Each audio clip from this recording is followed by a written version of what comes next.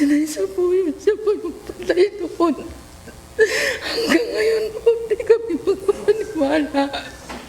Napakasakit po sa isang magulang na isang OFW na ina-expect mo tuwing uuwi ka, masaya ka kasi yun lang yung time na mayayakap mo yung anak mo.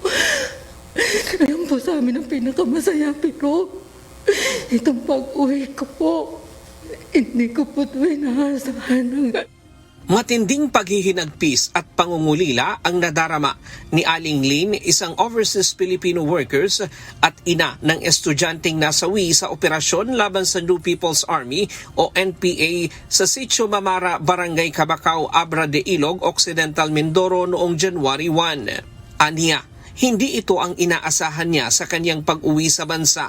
Hanggang ngayon, hindi pa rin ito makapaniwala sa sinapit ng anak. Tahimik, mabait at marami ang nagmamahal sa kanyang anak, kaya nagulat siya nang malamang sumama ito sa militanteng grupo at namundok. December 24, huli nilang nakausap ang estudyante at makikipagkita pa sana ito sa kanyang kuya kinabukasan. Ang alam nila ay nagpunta lamang ang estudyante sa kanyang dormitoryo pero hindi na nila ito nakita. Mula kinder hanggang high school, nag-aaral ng private yan. Atin sundo yan ng tita niya, na mga pinsan niya kung paano namin nilalagahan yan, tapos gaganunin niyo. Bakit inyo sa bundok na hindi nga namin pinapalakad yon ng malayo? Alam niyong may sugat ang paa niya. Ginanyan niyo. Inakyat niyo sa bundok, tapos iniwan niyo. Tapos ngayon kayo pang nagganang sumigaw ng hostesya. Kami yung kinibuhan nyo ng pangarap. Kami yung ninakawan nyo. Si Aling Gina, ina ng third-year student na si Stephanie Boringa. December 23, nagpaalam ang anak na pupunta lamang sa Espanya sa Maynila. Pero nabalitaan ito noong January 2 na nakasama ang ID ni Stephanie sa mga na-recover ng mga sundalo sa encounter site sa Abra de Ilog. Hanggang ngayon, hindi pa nakikita ang kanyang anak. Sumama din umano ito sa militanteng grupo.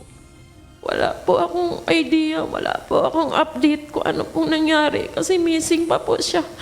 Hanggang ngayon, hindi ko alam kung ano na po nangyari sa kanya.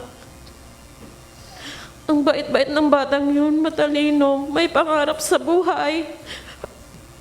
Third year college na po siya. 1 taon na lang po. Matatapos siya sa pag-aaral. Hindi naman po namin siya pinabayaan. Bakit siya pumasok ng ganung samahan? Ayon sa Hands Off Our Children movement, ganito ang pattern ng pag-recruit sa kanilang mga anak. Hihikayating sumama sa isang organisasyon, gagalitin sa pamahalaan gamit ang mga lehitimong issue sa gobyerno. Kalaunan ay isasama sa kabundukan o tinatawag na terror grooming. Katulad na nangyari sa akin, ginalit ang puso hanggang sa nagrally-rally. Sila yung pinapauna sa mga rally. Hanggang sa galit na ang puso, inakyat po. 16 years old na ni-recruit, 18 years old inakyat sa kabundukan. Pare-pareho po na anibersaryo ng CPP na December 26. So, karamihan po sa mga anak namin na wala po ng December. Kaya panawagan nila, papanagutin ang mga grupong nagre-recruit sa kanilang mga anak. Sa pagka-rescue ng AFP sa PhilAmerican na si Chantal Anicoche kahapon, umaasa ang mga magulang na mabibigyang linaw ang nangyari at matutukoy kung nasaan si Stephanie.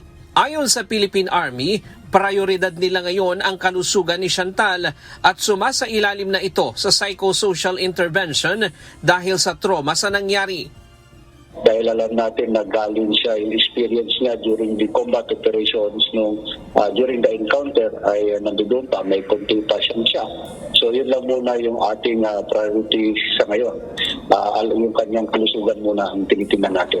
At lahat ito, ginagawa natin, lahat ito is with the consent ng kanyang parents and coordinated with the Philippine National Police and local government units and other government agencies. Nakausap na rin ni Chantal ang kaniyang mga magulang.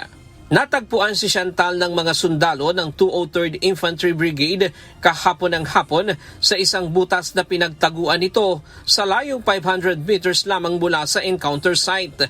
Sumigaw ito na humihingi ng tulong nang makita ang mga sundalo. Agad itong binigyan ng tubig at pagkain. Sabi ng Philippine Army, masukal ang lugar, malayo sa komunidad at kritikal, lalo na sa posibleng mga nakatanim na improvised explosive device, kaya maingat sila sa paggalugad.